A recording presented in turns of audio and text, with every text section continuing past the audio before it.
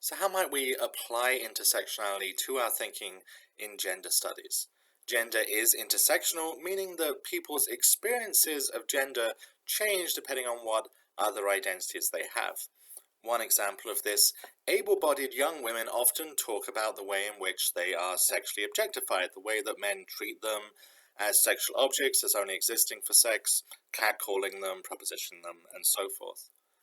But for many disabled women, they have in some ways the opposite problem that people do not treat them as possibly sexual, as people treat them as asexual, thinking that because they're disabled, they couldn't therefore have desire or be desirable.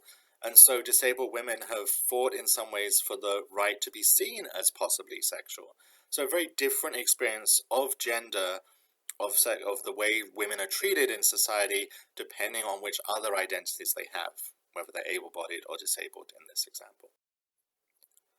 Social status is complex. The examples we looked at with Black women are about two oppressed statuses and the way that those come together.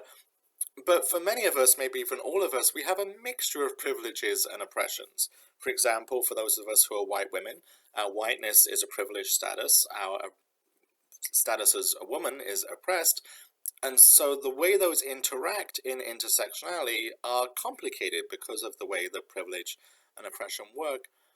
And in our lives, which of our statuses are most important to us and most pertinent changes, both on a moment-to-moment basis as we move through different situations, right? We might be in a situation where everyone shares our status, and then different statuses become important. For example, a Black lesbian woman might be in a GLAAD group, a gay and lesbian activist group, where her status as a lesbian is very much respected and isn't oppressed.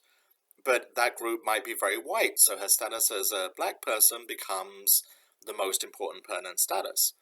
While in her community, she might be in a church group, for example, where her status as a Black person isn't important in terms of how she's oppressed because everyone else in that group is Black, or it's a majority Black group. But her status as a lesbian does stand out and is something that maybe faces oppression. So depending on the situation, our statuses change. And then as we go through life, our statuses change. In some cases, we might move from different classes. For example, people who are younger are more likely to be poor. People who are older are more likely to be richer. And so we might change in our economic class.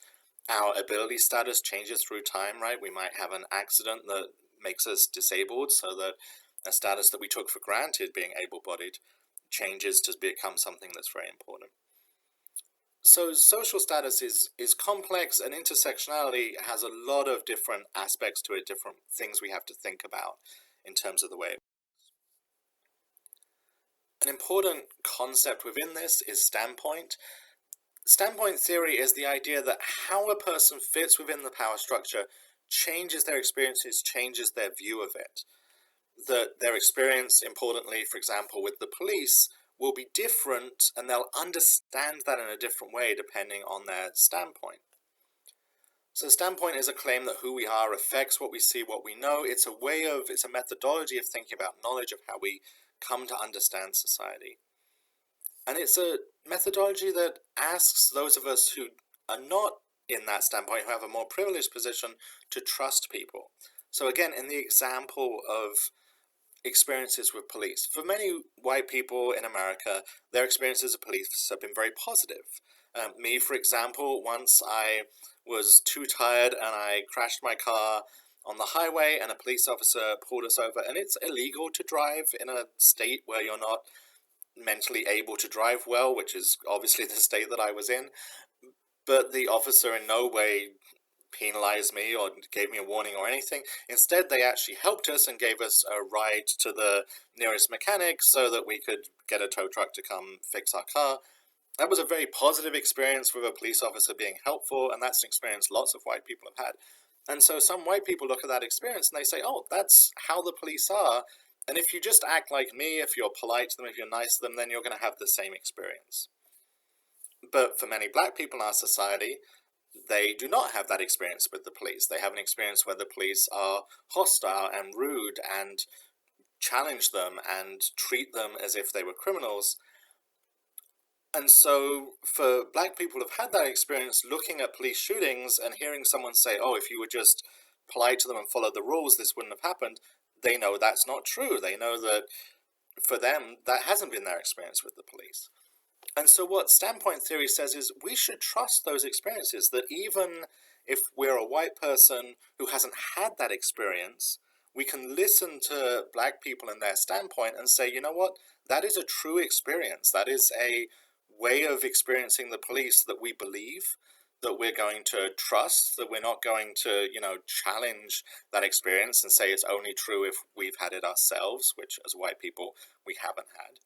And instead understand that this is a reality of how the police are and of how they treat black people based on trusting that experience and how people report it. So what's the overall takeaway here?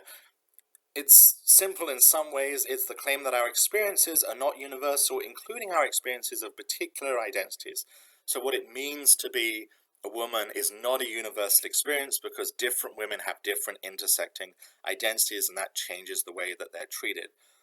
In some ways, this is a simple and obvious idea, right? It seems very clear that that is true. On the other hand, it's something that can be hard to hold on to, that can be easy to forget, that you have to keep reminding yourself to apply as you go forward, especially in gender studies. So I would recommend that everyone keeps that in mind. Our experiences are not universal, and this is the core idea that intersectionality is trying to teach us.